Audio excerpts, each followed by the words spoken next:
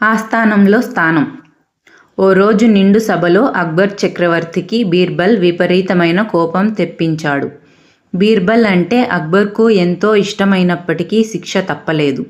బీర్బల్ను తన రాజ్యం వదిలి పొమ్మని చక్రవర్తి ఆదేశించాడు.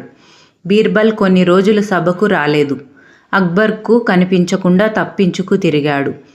ఒకరోజు అక్బర్ వేటకని అడవి మార్గంలో వెళుతున్నాడు.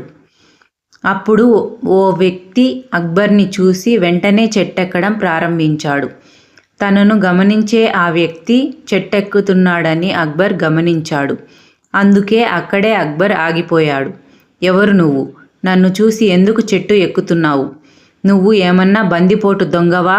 మర్యాదగా కిందకి దిగు, లేకుంటే బాణం సంధిస్తా అని విల్లు ఎక్కుపెట్టాడు అక్బర్. ఆ వ్యక్తి చెట్టు దిగాడు. తీరా చూస్తే అతడు బీర్బల్. నువ్వింకా ఇక్కడే ఉన్నావా? నిన్ను రాజ్య బహిష్కరణ చేశా కదా, అంటే రాజాజ్ఞనే పాటించవా? నన్నే ధిక్కరిస్తావా అని కోపంగా ప్రశ్నించాడు. జహాపనా, మీరు ఆజ్ఞాపించిన వెంటనే నేను నా ప్రయాణం ప్రారంభించాను.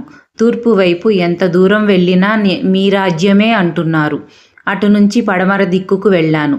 ఎన్ని రోజులు నడిచినా మీ రాజ్యం దాటిలేకపోయాను. ఉత్తరం దక్షిణం కూడా ఇలాగే వెళ్ళాను. అయినా మీ రాజ్యం దాటలేకపోయాను. మీరు ఇంత పెద్ద రాజ్యానికి అధిపతి. మీరు స్వర్గానికి నరకానికి తప్ప అన్నింటినీ జయించారు. ఇక చేసేది ఏమైనా ఉందంటే అక్కడికి వెళ్ళడమే. అందుకే ఈ చెట్టుకి దూకి స్వర్గానికో నరకానికో వెళ్దామనుకుంటున్నా అని వినయంగా చెప్పాడు బీర్బల్. ఆ పొగడ్తకు పగలబడి నవ్విన అక్బర్ బీర్బల్ సమయస్ఫూర్తికి ముగ్ధుడయ్యాడు.